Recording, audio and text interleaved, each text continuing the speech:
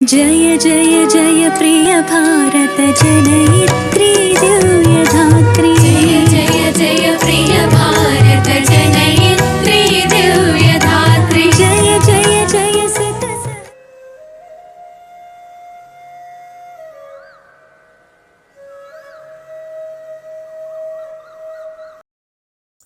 శ్రీ భారత్ వీక్షకులందరికీ నమస్కారాలు, శుభాకాంక్షలు. తెలుగు రుచుల గురించి మనం చెప్పుకుందామని అనుకుంటున్నాం. తరతరాల తెలుగు రుచులు చాలా ఉన్నాయి. తెలుగు భాషని మాతృభాష అంటాం తెలుగు వాళ్ళం అందరం కూడా. ఎందుకు మాతృభాష ఏంటి, పితృభాష కాకూడదా అంటే, తల్లి గర్భంలో నుంచే శిశువులు లేదా పిల్లలు భాష నేర్చుకుంటారు. ఆ తల్లి మాట్లాడే మాటలు అవన్నీ వింటూ ఉంటారు. వినడం వల్ల చాలా పదాలు లోపల ఉండగానే పట్టుబడతాయి వాళ్ళ. దానికి మనకి ప్రహ్లాదుడు, అభిమన్యుడు ఇద్దరు కూడా ఉదాహరణలే. ప్రహ్లాదుడు నారదుడి బోధ వల్ల శ్రీమన్నారాయణుడి పరమ భక్తుడయ్యాడు, పరమ భాగవతుడయ్యాడు.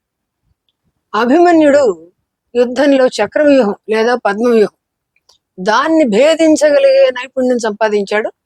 అర్జునుడు సుభద్రకు చెబుతూ ఉండగా విని తిరిగి రావడం చెప్పలేదు, అది వేరే కథ అనుకోండి. అంటే తల్లి గర్భంలో ఉండగా పిల్లలు తల్లి మాటలు వింటారు అనేది మనకు నిదర్శనంగా చెప్పాలి అంటే ఈ రెండు కథలు చెప్పుకోవాలి. ఇటీవల 2 ఏళ్ల క్రితం ఒక వీడియో చాలా గొప్పగా ప్రచారం పొందింది.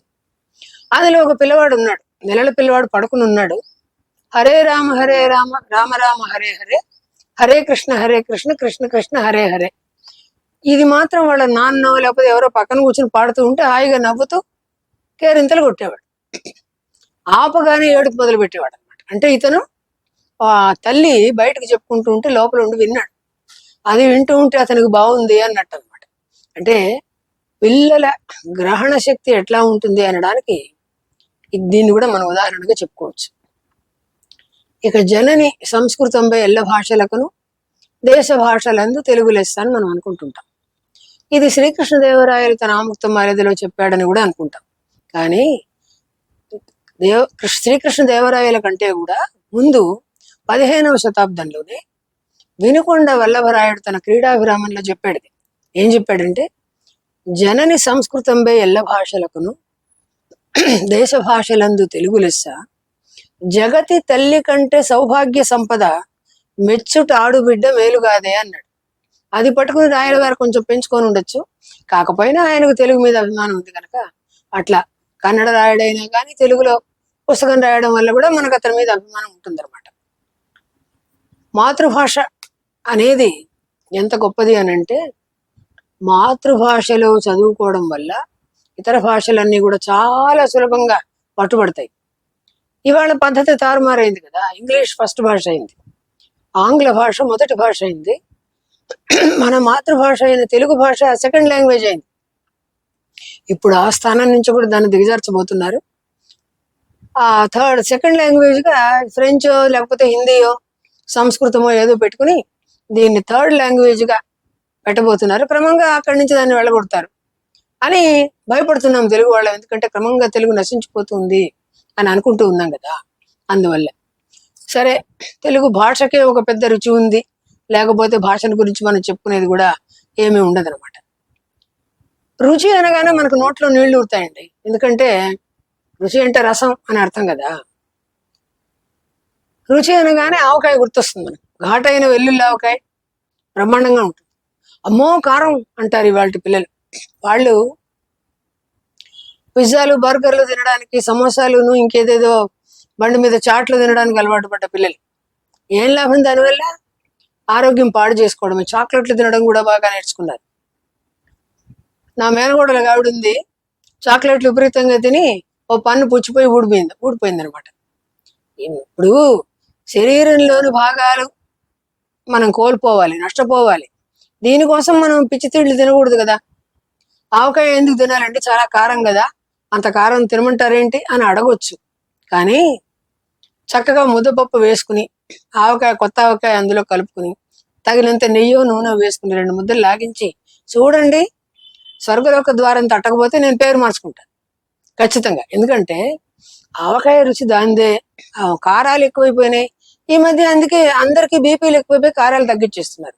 అయినా కారం తగ్గినా ఆవఘాటు ఉంటుంది కాబట్టి దాని రుచి దాందే. ఒక్క ఆవకాయ లేదా ఒక్క మామిడికాయ పట్టుకుంటే బోలెడు రకాల పచ్చళ్ళు పెట్టుకోవచ్చు. అన్ని రుచులు మనకు కావలసినవే.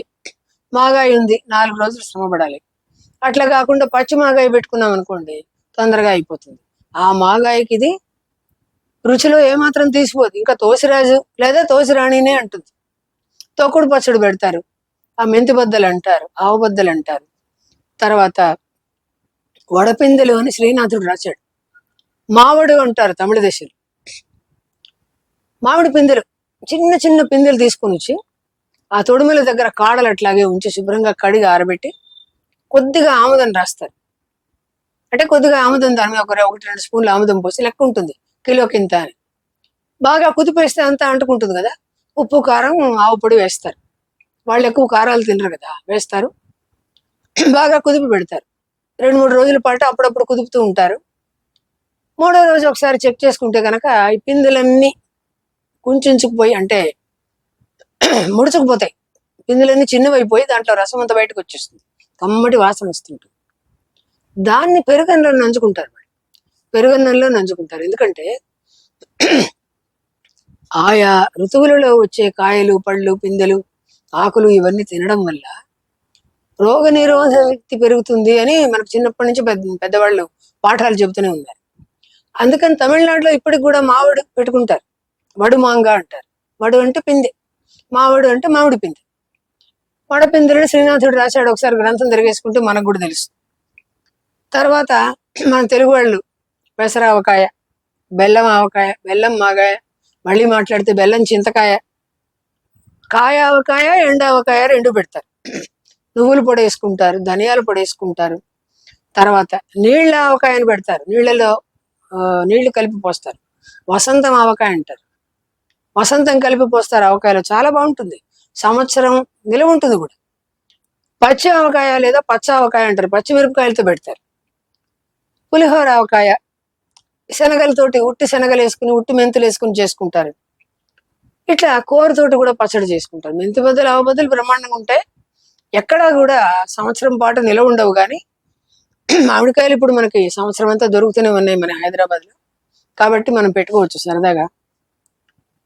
ఇప్పుడు ఇన్ని రకాల పచ్చళ్ళు ఇన్ని పెట్టుకోవాలా అంటే జిహ్వక రుచి పూర్వక బుద్ధి అన్నారు కదా. 2 అంగుళాల నాలుకండి. అది కోరే రుచుల గురించి మనం చెప్పుకుంటే చాలానే ఎక్కువే ఉంటుంది.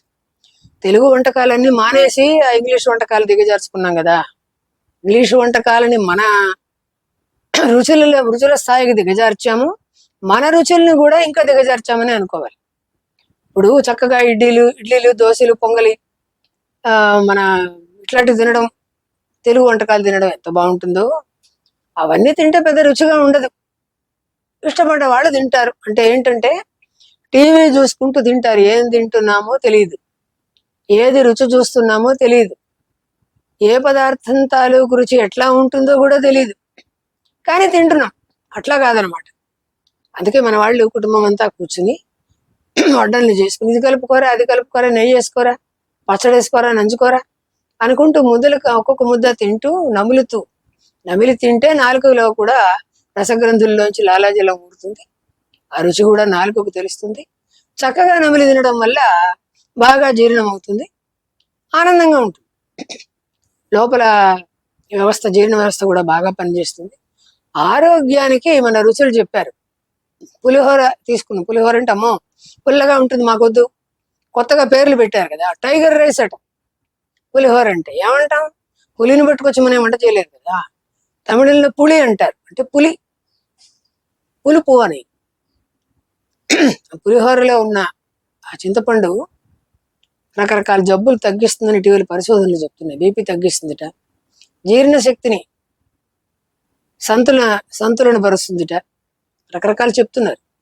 ఇప్పుడు మన పోపులో పెట్టే పెద్ద వైద్యశాల, గృహ వైద్యం అని మా చిన్నతనంలో ఆంధ్రప్రభ వీక్లీలో ఒక పేజీ వచ్చేది అనమాట.